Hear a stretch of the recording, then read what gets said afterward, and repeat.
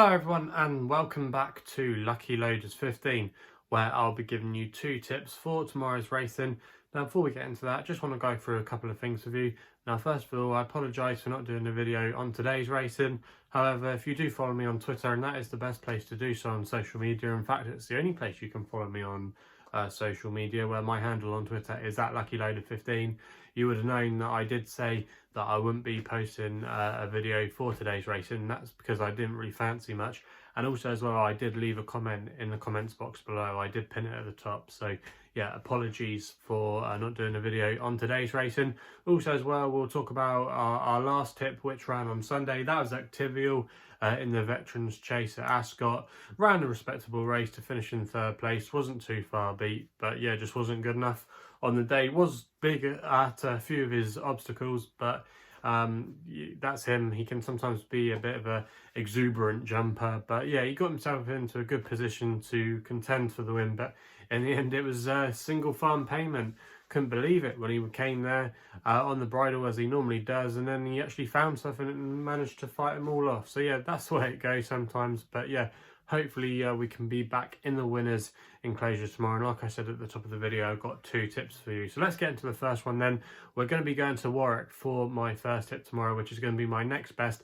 It runs in the 3:35, and that's a horse called Generous Day for Paddy Brennan and Henry Oliver. Now, last time we saw this horse, he was a good winner at Hereford, where he was a bit of a gamble that day. He was very well supported because on a lot of his old form, he was very well handicapped. He went down to a mark of 117, and if you actually could go back far enough in the form book, he was actually rated at one point, I think, in the mid 130. So the handicapper had given him a bit of leeway, and he finally took advantage of that. And despite winning by 6 lengths, the handicapper did put him up £7, which some of you might think is quite a lot. But if you actually look at this horse's career history, that's not too harsh, I think, for what he achieved. And he's off a mark tomorrow of 124, and his last or his career high win came at Kempton when he won off a mark of 126. So this mark should be within his capabilities. He's a horse that likes to be handy.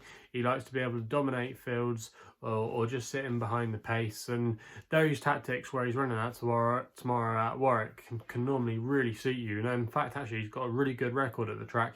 He's won there at 2 occasions in his career, so that's positive there. But yeah, there's just a lot in his favour tomorrow. The ground should be in his favour. He's still well handicapped, and I think the £7 race is okay. I know Harry Skelton's horse, King's D'Argent, will probably take all the beating, but for me, he was a little bit too short at the prices, and I can see why, because loads of people are probably going to have the Harry Skelton multiple bets on as he aims to close the gap even further in the Jockeys Championship with Brian Hughes. But I think Generous Day can be a dangerous player in this race, and is a slightly big price there, I think, at 7-2, and it should be slightly shorter. Like I said, the coursing is in his favour.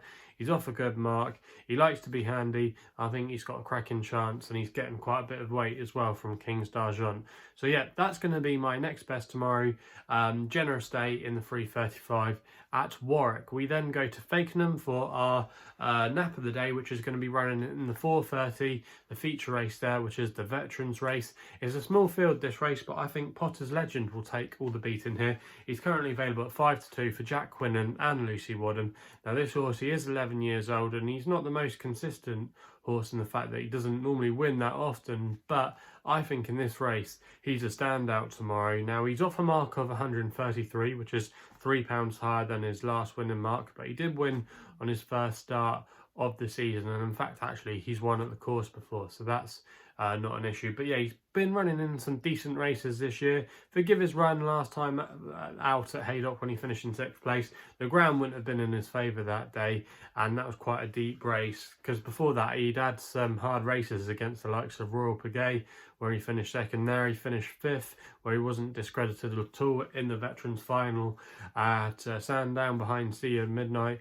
And also as well, if you go back through some of his other form, it reads quite well in the context of this race. He's currently 5-2 with bookmakers, but I think that's a good price there. Lucy Wadham as well has got a fantastic record at Fakenham. In the last 5 years, I believe her strike rate is something like 28%, so it's a track that she really does well at, and the ground shouldn't be a problem for this horse at all tomorrow. The big big danger on paper has to be Beau Bay for Dr. Richard Newlands, but his stable aren't in the best of form, and also as well, he's been going up the weights this season. He's put in some good career best efforts, Beau Bay, but he's going to have to give quite a bit of weight away to our horse, and I think that just might make the difference in the end.